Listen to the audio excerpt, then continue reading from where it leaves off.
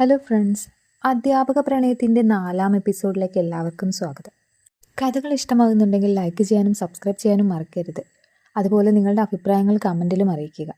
ഇനി ഇന്നത്തെ കഥയിലേക്ക് പോകാം.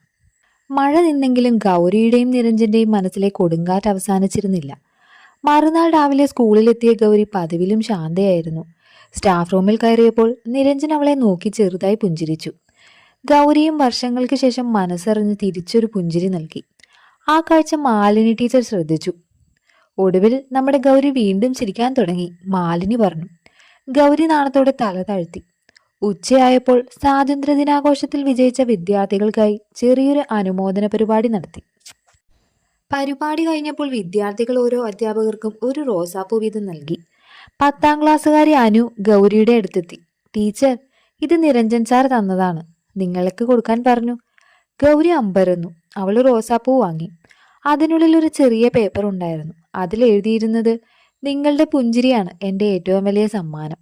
ആ വരികൾ വായിച്ച ഗൗരിയുടെ കണ്ണുകൾ നിറഞ്ഞു. വൈകുന്നേരമായപ്പോൾ സ്കൂൾ ലൈബ്രറിയിൽ ആരുമില്ലായിരുന്നു. ഗൗരി പതുക്കെ അകത്തേക്ക് നടന്നു. അവിടെ ജനലരികിൽ നിൽക്കുന്ന നിരഞ്ജനെ അവൾ കണ്ടു. ടീച്ചർ, ഒരു 5 മിനിറ്റ് സംസാരിക്കാമോ? നിരഞ്ജൻ ചോദിച്ചു. ഗൗരി മൗനമായി തലകുലുക്കി. കഴിഞ്ഞ ദിവസം നിങ്ങൾ പറഞ്ഞ ഒരു കാര്യം എൻ്റെ മനസ്സിൽ നിന്ന് പോകുന്നില്ല. ഗൗരി ചോദിച്ചു. എന്ത് കാര്യം? ഞാൻ നിങ്ങളെ ഒരിക്കലും മറക്കില്ല എന്നത്. ഗൗരിയുടെ ഹൃദയം വേഗത്തിലിടിച്ചു. നിരഞ്ജൻ അവളുടെ അടുത്തേക്ക് ഒരു ചുവടുകൂടി വന്നു. ടീച്ചർ, എനിക്കിനി എൻ്റെ മനസ്സ് മാച്ചുവെക്കാൻ കഴിയില്ല. ഗൗരി ഒന്നും മിണ്ടിയില്ല. ഞാൻ നിങ്ങളെ സ്നേഹിക്കുന്നു. ആ വാക്കുകൾ കേട്ട നിമിഷം ഗൗരിയുടെ കണ്ണുകൾ നിറഞ്ഞു. അവൾ കുറച്ചു നേരം മിണ്ടാതെ നിന്നു. പിന്നെ പതുക്കെ പറഞ്ഞു, നിരഞ്ജൻ, എനിക്കും നിങ്ങളോടൊരു ഇഷ്ടമുണ്ട്. നിരഞ്ജന്റെ മുഖത്ത് സന്തോഷം വിരിഞ്ഞു. പക്ഷെ ഗൗരി ഉടൻ തുടർന്നു. പക്ഷെ ഈ പ്രണയത്തിൽ എനിക്ക് ഭയമാണ്. സമൂഹത്തെയല്ല, നിങ്ങളെ നഷ്ടപ്പെടുമോ എന്ന ഭയമാണ്. നിരഞ്ജൻ മൃദുവായി പറഞ്ഞു. ഞാനൊരു വാക്ക് തരാം. ഏത് സാഹചര്യത്തിലും ഞാൻ നിങ്ങളെ ഒറ്റയ്ക്ക് വിടില്ല. ആ നിമിഷം ഗൗരി ആദ്യമായി അവന്റെ കയ്യിൽ തൻ്റെ കൈ ചേർത്തു. അവരുടെ ജീവിതത്തിലെ ആദ്യ മനോഹര നിമിഷം. എന്നാൽ ലൈബ്രറിയുടെ വാതിലിന് പുറത്തുനിന്ന് ഇതെല്ലാം ആരോ വീഡിയോയിൽ പകർത്തുന്നതായിരുന്നു. വിക്രമല്ല, മറ്റൊരാൾ. വീഡിയോ എടുത്ത ആൾ ഉടൻ തന്നെ അത് ഒരു അജ്ഞാത നമ്പറിലേക്ക് അയച്ചു. ഇനി ഈ വീഡിയോ മുഴുവൻ നാട്ടുകാരും കാണും. ഗൗരിയുടെയും നിരഞ്ജന്റെയും പ്രണയത്തിന് മുന്നിൽ ഇനി കാത്തിരിക്കുന്നത് അവരുടെ ഏറ്റവും വലിയ പരീക്ഷണമായിരുന്നു. പിറ്റേന്ന് രാവിലെ ഗൗരി ഉണർന്നപ്പോൾ അവളുടെ ഫോൺ തുടർച്ചയായി റിങ് ചെയ്യുകയായിരുന്നു. ഗൗരി കോൾ എടുത്തു. അപ്പോൾ മാലിനി വളരെ പരിഭ്രാന്തിയോടുകൂടി, ഗൗരി, ഉടനെ വാട്സപ്പ് നോക്ക്. ഗൗരി വിറയ്ക്കുന്ന കൈകളോടെ വാട്സപ്പ് തുറന്നു. സ്കൂൾ ഗ്രൂപ്പുകളിലും നാട്ടുകാരുടെ ഗ്രൂപ്പുകളിലും ഒരേ വീഡിയോ. ലൈബ്രറിയിൽ നിരഞ്ജൻ തന്റെ പ്രണയം തുറന്നു പറയുന്ന നിമിഷം. ഗൗരിയുടെ കയ്യിൽ നിന്ന് ഫോൺ താഴെ വീണു. ദൈവമേ! സ്കൂളിലെത്തിയപ്പോൾ ഗേറ്റിനു മുന്നിൽ രക്ഷിതാക്കളുടെയും നാട്ടുകാരുടെയും ചെറിയൊരു കൂട്ടം. ഇതാണോ കുട്ടികൾക്ക് മാതൃക കാണിക്കുന്ന അധ്യാപകർ? സ്കൂളിൽ ഇതൊക്കെയാണോ നടക്കുന്നത്? ആരൊക്കെ ഉറക്കെ പറഞ്ഞു. ഗൗരിക്ക് തല ഉയർത്തി നടക്കാൻ പോലും കഴിഞ്ഞില്ല. അവളുടെ കണ്ണുകൾ നിറഞ്ഞു. സ്റ്റാഫ് റൂമിൽ നിരഞ്ജൻ ഗൗരിയെ കണ്ടു. ടീച്ചർ, വിഷമിക്കണ്ട. ഗൗരി പറഞ്ഞു. എൻ്റെ ജീവിതം മുഴുവൻ വീണ്ടും തകർന്നുപോയി. ഞാൻ ഉള്ളിടത്തോളം നിങ്ങളെ ആരും ഒറ്റപ്പെടുത്തില്ല. അപ്പോഴാണ് ഹെഡ് മാസ്റ്റർ അകത്തേക്ക് വന്നത്. ഗൗരി ടീച്ചർ, നിരഞ്ജൻ സാർ, ഓഫീസിലേക്ക് വരൂ. ഓഫീസിലെത്തി. ജില്ലാ വിദ്യാഭ്യാസ ഓഫീസിൽ നിന്നുള്ള ഉദ്യോഗസ്ഥനും ഉണ്ടായിരുന്നു. ഉദ്യോഗസ്ഥൻ പറഞ്ഞു, ഈ വീഡിയോയെക്കുറിച്ച് നിങ്ങൾക്ക് എന്താണ് പറയാനുള്ളത്? നിരഞ്ജൻ ഒരു നിമിഷം പോലും മടിച്ചില്ല. അതെ, ഞാൻ ഗൗരി ടീച്ചറെ സ്നേഹിക്കുന്നു. മുറിയിലാകെ നിശബ്ദത. ഗൗരി ഞെട്ടി അവനെ നോക്കി. ഉദ്യോഗസ്ഥൻ ചോദിച്ചു, ടീച്ചർ, ഇത് സത്യമാണോ? ഗൗരി പതുക്കെ എഴുന്നേറ്റു. കണ്ണുകളിൽ കണ്ണുനീർ നിറഞ്ഞിരുന്നു. അതെ, ഞങ്ങളും പരസ്പരം സ്നേഹിക്കുന്നു. ഹെഡ് മാസ്റ്റർ പോലും ഒരു നിമിഷം മിണ്ടാതിരുന്നു. അപ്പോഴാണ് രാഘവൻ എഴുന്നേറ്റത്. കണ്ടോ സാർ, ഞാൻ പറഞ്ഞത് സത്യമായിരുന്നില്ലേ? നിരഞ്ജൻ രാഘവന്റെ നേർക്ക് തിരിഞ്ഞു. സ്നേഹിക്കുന്നത് കുറ്റമല്ല. ഞങ്ങൾ ഒരിക്കലും സ്കൂളിന്റെ നിയമങ്ങൾ ലംഘിച്ചിട്ടില്ല. വിദ്യാർത്ഥികളുടെ മുന്നിൽ ഒരിക്കലും അതിരുകടന്ന രീതിയിൽ പെരുമാറിയിട്ടുമില്ല. ഉദ്യോഗസ്ഥൻ ശാന്തമായി എല്ലാം കേട്ടു. പുറത്ത് വിദ്യാർത്ഥികൾ ഈ വാർത്ത കേട്ട് കരയുകയായിരുന്നു. 10ാം ക്ലാസ്സുകാരൻ അഖില് പറഞ്ഞു, നിരഞ്ജൻ സാറും ഗൗരി ടീച്ചറും നല്ല മനുഷ്യരാണ്. അവരെ ആരും വിഷമിപ്പിക്കരുത്. മറ്റു കുട്ടികളും അവനോടൊപ്പം നിന്നു. ഓഫീസിനുള്ളിൽ ഉദ്യോഗസ്ഥൻ ഫയൽ അടച്ചു. ഈ വിഷയത്തിൽ അന്തിമ തീരുമാനം നാളെ അറിയിക്കും. അത്രയും പറഞ്ഞ് അദ്ദേഹം പുറത്തേക്ക് നടന്നു. ഗൗരി തളർന്നു നിന്നു. നിരഞ്ജൻ അവളുടെ അടുത്തെത്തി. എന്ത് തീരുമാനമായാലും ഞാൻ നിങ്ങളുടെ കൈവിടില്ല. ഗൗരി അവനെ നോക്കി. ഞാനും. ആ വാക്കുകൾ അവൾ പൂർത്തിയാക്കിയില്ല. പക്ഷെ അവളുടെ കണ്ണുകൾ പറഞ്ഞത് ഒന്നായിരുന്നു: ഞാനിനി നിങ്ങളെ വിട്ടു പോകില്ല. അതേസമയം സ്കൂളിന് പുറത്തുനിന്ന് ഇതെല്ലാം നോക്കിയ വിക്രം ഒരു തണുത്ത ചിരിയോടെ പറഞ്ഞു: കളി ഇപ്പോഴാണ് തുടങ്ങുന്നത്. പിറ്റേന്ന് രാവിലെ സ്കൂളിൽ അസാധാരണമായ ഒരു നിശബ്ദതയായിരുന്നു. എല്ലാവരുടെയും കണ്ണുകൾ ഒരു കാര്യത്തിനായി കാത്തിരിക്കുകയായിരുന്നു: ജില്ലാ വിദ്യാഭ്യാസ ഓഫീസിൽ നിന്നുള്ള തീരുമാനത്തിനായി. ഗൗരി സ്റ്റാഫ് റൂമിലേക്ക് ജനലരികിൽ നിൽക്കുകയാണ്. നിരഞ്ജൻ പതുക്കെ അവളുടെ അടുത്തെത്തി. ഭയമുണ്ടോ? ഗൗരി പറഞ്ഞു. എന്റെ കാര്യമല്ല, നിങ്ങളെക്കുറിച്ചാണ്. നിരഞ്ജൻ പറഞ്ഞു. ഞാൻ പറഞ്ഞില്ലേ, എന്ത് സംഭവിച്ചാലും ഞാൻ കൂടെ ഉണ്ടാകും. ഗൗരി ഒരു ചെറു പുഞ്ചിരി സമ്മാനിച്ചു.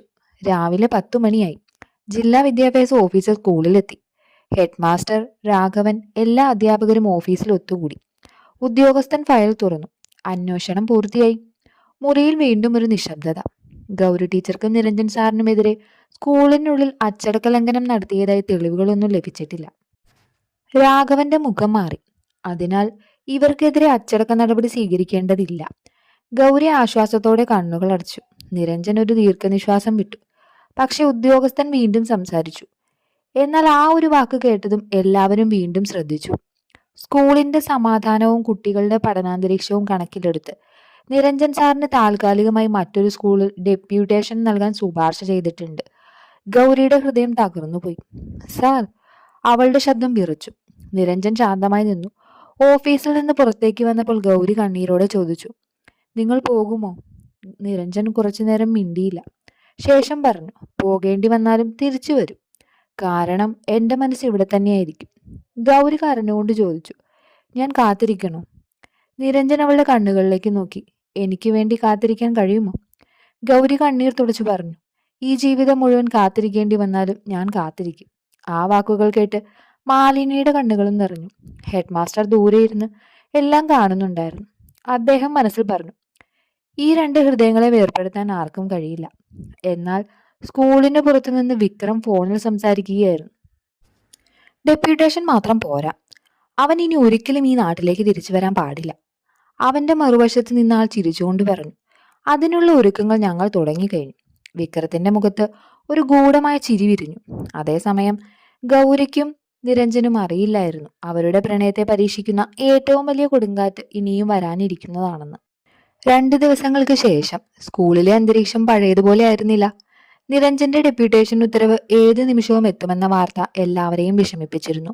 ഗൗരി ക്ലാസ് എടുത്തുകൊണ്ടിരുന്നെങ്കിലും മനസ്സ് മറ്റെവിടെയായിരുന്നു. അത് കുട്ടികളും ശ്രദ്ധിച്ചു. ക്ലാസ് കഴിഞ്ഞപ്പോൾ 10ാം ക്ലാസ്സുകാരി അനു അടുത്തു വന്നു. ടീച്ചർ, നിങ്ങൾ കരയുകയായിരുന്നോ? ഗൗരി ചിരിക്കാൻ ശ്രമിച്ചു. ഇല്ല മോളെ, കണ്ണിൽ പൊടി വീണതാണ്. അനു ഒന്നും പറഞ്ഞില്ല. പക്ഷെ ആ മറുപടി സത്യമല്ലെന്ന് അവൾക്ക് മനസ്സിലായി. ഉച്ചയായപ്പോൾ ഹെഡ് മാസ്റ്റർ സ്റ്റാഫ് മീറ്റിംഗ് വിളിച്ചു. എല്ലാ അധ്യാപകരും ഓഫീസിലേക്ക് ഒത്തുകൂടി. ഹെഡ് മാസ്റ്റർ ഒരു കവർ തുറന്നു. നിരഞ്ജൻ സാറിന്റെ ഡെപ്യൂട്ടേഷൻ ഉത്തരവ് വന്നിട്ടുണ്ട്. മുറിയിൽ നിശബ്ദത. അടുത്ത തിങ്കളാഴ്ച മുതൽ പാലക്കാട് ജില്ലയിലെ ഗവൺമെന്റ് ഹൈസ്കൂളിൽ ജോലിയിൽ പ്രവേശിക്കണം. ഗൗരിയുടെ കണ്ണുകൾ നിറഞ്ഞു. നിരഞ്ജൻ ശാന്തനായിരുന്നു. ശരി സർ. വൈകുന്നേരമായി. സ്കൂൾ ലൈബ്രറിയിൽ ഗൗരി ഒറ്റയ്ക്കിരുന്നു. ജനലിലൂടെ പുറത്തേക്ക് മഴ പെയ്യുന്നത് നോക്കുകയായിരുന്നു. അപ്പോഴാണ് നിരഞ്ജൻ അകത്തേക്ക് വന്നത്. ടീച്ചർ. ഗൗരി തിരിഞ്ഞു നോക്കി. കണ്ണുകൾ ചുവന്നിരുന്നു. ഇനി ശരിക്കും പോവുകയാണോ? നിരഞ്ജൻ പറഞ്ഞു. അതെ, പക്ഷേ ഇത് അവസാന യാത്രയല്ല. ഗൗരി ചോദിച്ചു. ദൂരം ചിലപ്പോൾ മനുഷ്യരെ മാറ്റും. നിരഞ്ജൻ ചെറുതായൊന്ന് പുഞ്ചിരിച്ചു. ദൂരം ശരീരങ്ങൾക്കിടയിലായിരിക്കും, മനസ്സുകൾക്കിടയിലല്ല.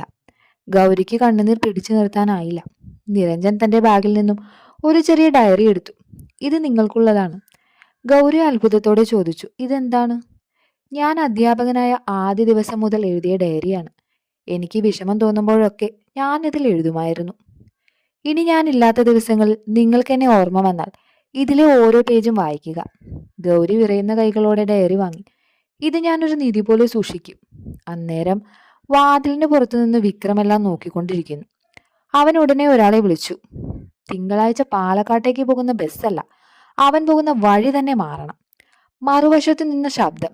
മനസ്സിലായി സർ. വിക്രം ഫോൺ കട്ട് ചെയ്ത് ചിരിച്ചു. ഇനി അവരുടെ പ്രണയം ദൂരമല്ല, അപകടമാണ് പരീക്ഷിക്കുക. സ്കൂൾ ബെൽ മുഴങ്ങി. വീട്ടിലേക്ക് പോകുന്ന നേരം. ഗൗരി പതുക്കെ പറഞ്ഞു. നിരഞ്ജൻ. ആദ്യമായാണ് അവൾ അവനെ സാറെന്ന് വിളിക്കാതെ പേര് പറഞ്ഞത്. നിരഞ്ജൻ അത്ഭുതത്തോടെ അവളെ നോക്കി. എവിടെയായിരുന്നാലും സൂക്ഷിക്കണം. നിരഞ്ജന്റെ കണ്ണുകൾ നിറഞ്ഞു. എനിക്ക് തിരികെ വരാൻ ഒരു കാരണമുണ്ട്. ആ കാരണം നിങ്ങളാണ്. ഗൗരി മിണ്ടാതെ നിന്നു. അവളുടെ കണ്ണുകൾ എല്ലാം പറഞ്ഞു കഴിഞ്ഞിരുന്നു.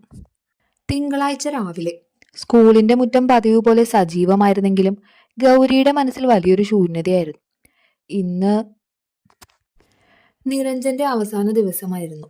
സ്റ്റാഫ് റൂമിൽ എല്ലാവരും അവന് ആശംസ നേരുകയായിരുന്നു.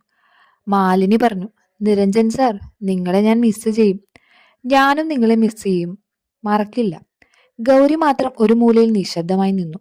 ഉച്ചയായി. വിദ്യാർത്ഥികൾ നിരഞ്ജന് ചെറിയൊരു യാത്രയയപ്പ് ഒരുക്കി.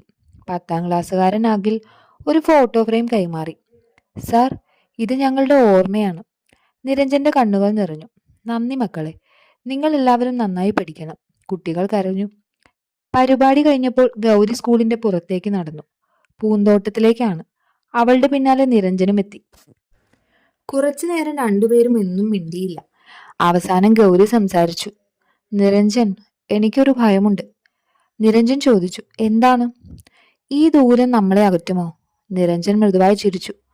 ദൂരം അളക്കുന്നത് കിലോമീറ്ററിലാണ്, പ്രണയം അളക്കുന്നത് വിശ്വാസത്തിലാണ്. ഗൗരിയുടെ കണ്ണുകൾ വീണ്ടും നിറഞ്ഞു. നിരഞ്ജൻ തന്റെ പോക്കറ്റിൽ നിന്ന് ഒരു ചെറിയ പേന എടുത്തു. ഇതെന്റെ ഭാഗ്യപേനയാണ് ടീച്ചർ, ഇത് നിങ്ങൾ സൂക്ഷിക്കണം. ഗൗരി അത്ഭുതത്തോടെ ചോദിച്ചു, ഇതെന്തിനാണ് എനിക്ക് തരുന്നത്? ഞാൻ തിരികെ വരുന്ന ദിവസം ഇത് നിങ്ങളുടെ കയ്യിൽ നിന്ന് തന്നെ എനിക്ക് വാങ്ങണം. ഗൗരി ആ പേന നെഞ്ചോട് ചേർത്ത് പിടിച്ചു. ഞാൻ കാത്തിരിക്കും. അന്നേ സമയം തന്നെ സ്കൂൾ ഗേറ്റിന് പുറത്തുനിന്ന് വിക്രം ഫോണിൽ സംസാരിച്ചു. ബസ് സ്റ്റാൻഡിൽ ആളുണ്ടല്ലോ. മറുവശത്ത് നിന്ന്, ഉണ്ട് സർ, ഇന്നവൻ പാലക്കാട്ട് എത്തില്ല. വിക്രത്തിന്റെ മുഖത്ത് ക്രൂരമായൊരു ചിരി വിരിഞ്ഞു. വൈകുന്നേരമായി. നിരഞ്ജൻ ബാഗുമായി സ്കൂൾ ഗേറ്റിന് മുന്നിലെത്തി. ബസ്സിൽ കയറാൻ ഒരുങ്ങുമ്പോൾ പിന്നിൽ നിന്നൊരു ശബ്ദം. നിരഞ്ജൻ. അവൻ തിരിഞ്ഞു നോക്കി. ശ്വാസം മുട്ടി ഓടി വരുന്ന ഗൗരി. അവൾ അവന്റെ മുന്നിൽ നിന്നു. ഒരു കാര്യം പറയാൻ മറന്നു. നിരഞ്ജൻ ചോദിച്ചു, എന്താണ്? ഗൗരി വിറയുന്ന ശബ്ദത്തിൽ പറഞ്ഞു, ഞാൻ നിങ്ങളെ സ്നേഹിക്കുന്നു. ആ വാക്കുകൾ കേട്ട നിമിഷം നിരഞ്ജന്റെ കണ്ണുകൾ നിറഞ്ഞു. അവൻ പതുക്കെ പറഞ്ഞു, ഈ ഒരു വാക്കിനു വേണ്ടിയാണ് ഞാൻ ഇത്രയും ദിവസം കാത്തിരുന്നത്. അപ്പോഴേക്കും ബസ്സിന്റെ ഹോൺ മുഴങ്ങി. നിരഞ്ജൻ ബസ്സിൽ കയറി. ബസ് പതുക്കെ മുന്നോട്ട് നീങ്ങി. കണ്ണീരോടെ ഗൗരി അവനെ നോക്കി നിന്നു. പക്ഷെ അല്പം അകലെ ഒരു കറുത്ത കാർ ബസ്സിന് പിന്തുടരാൻ തുടങ്ങി. ആ കാറിൽ വിക്രം ഉണ്ടായിരുന്നു. അവൻ മൃദുവായി പറഞ്ഞു, ഈ യാത്ര പാലക്കാട്ടേക്കല്ല.